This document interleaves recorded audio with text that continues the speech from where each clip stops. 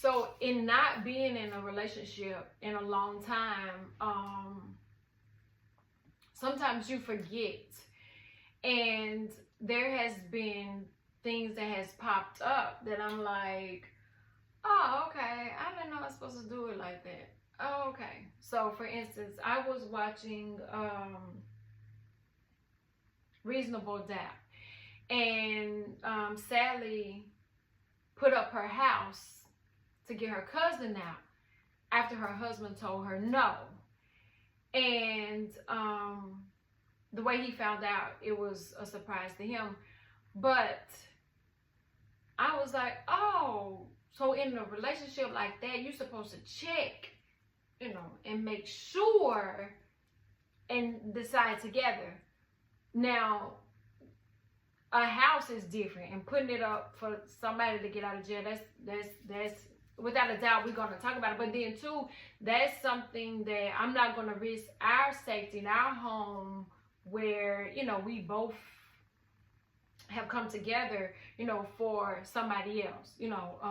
We could come up with some other stuff, but that was just a bigger scope of saying, oh, okay, well, you can't go out and buy this car without discussing it with your husband or your partner. You can't take this job without discussing it, because a lot of times I'm like, shit, I'm grown, I'm gonna do this. But in my situation, I wasn't married, so I wasn't carrying somebody's last name, so I didn't have as much responsibility as I had more, but it didn't feel that way because we weren't married. And another thing that he said in Whole Tactics was, men don't cheat because of the things we think that they cheat for, the sex. He said it all feels the same. There's nothing different that a younger girl doing than an older one, middle age. He said it's nothing. That's not the reason why men cheat. And we all think that men cheat because they say they cheat because we don't become fun anymore in a relationship.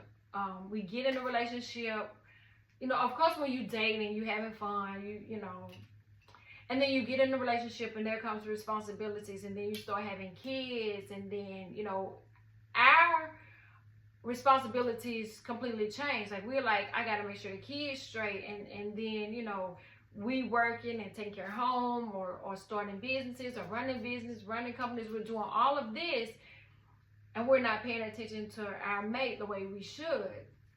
But it goes the same way, because he doesn't, he thinks the grass is green on the other side. Well, she's married.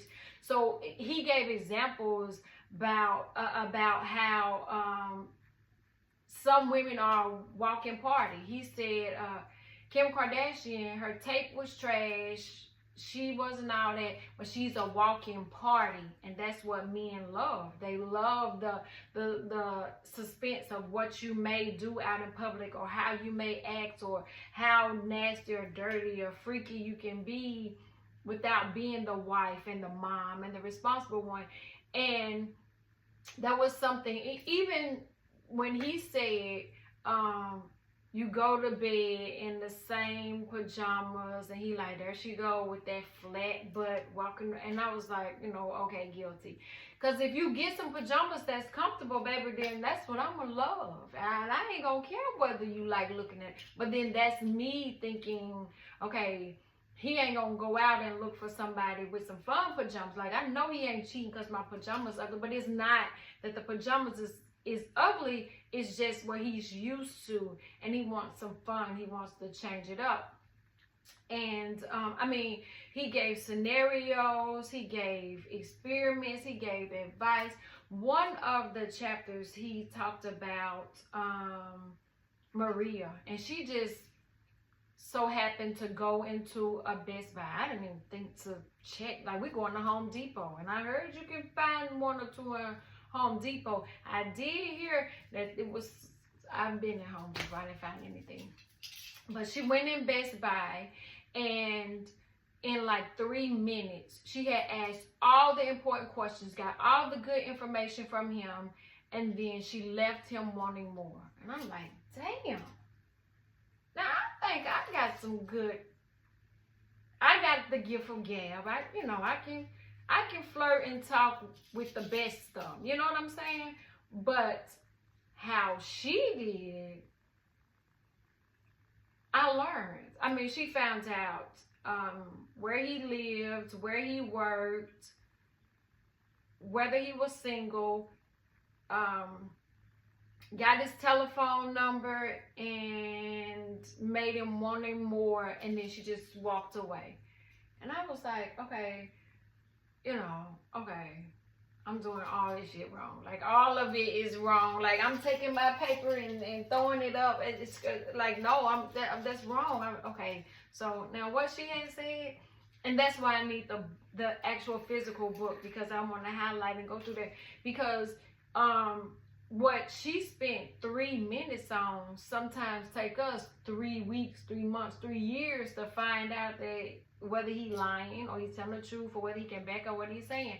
So on any level, I feel like this book is a must read, because again, like, even with being in a relationship, I'm like, well, shit, I got him now, he here. And so you got that that confidence that he ain't gonna leave or he ain't gonna stray. And I had talked to this guy from California, and he was like, the issue he had with his exes was that they felt like he was never going to leave. They could do whatever he wanted, and they could do whatever they wanted, and he would never leave. That he was content, he was cool, he was comfortable, he wasn't going anywhere. And so they were taking him for granted. And even that, you know, we get caught up in that, you know, like, I'm paying all the bills, where's she gonna go? Or no, we got kids together, I want my kids to be raised in the house with their daddy. Or it's cheaper to keep her, or, you know, I don't really want to get, whatever reason that you have for not keeping it spicy and stuff like that. And it also, again, it made me look at the things that I didn't do, or the stuff I stopped doing. Or because once I became a parent, my whole outlook on life shifted. Like, I knew that there was somebody that I was responsible for. I made a video, I said, we be signing them birth certificates, don't even know where we signing. We just be signing shit. We don't know how responsible we are for this other life, and we just smiling and taking them home. And I realized you're not signed up for the next 18 years. You signed up for life. So that was important to me. And that was all that I was concerned on. But, you know, now we're at a different place, a different stage. Everybody's asking for a Sierra prayer because their relationship looks so good. I got a prayer of my own, and I believe I got a connection with God, that he is going to answer my prayer down to the T. Everything that I ask for, everything that I look for, I think God is going to grant it. So y'all will be asking for my prayer, but my prayer is ongoing. It's not going to stop. It's going to be daily.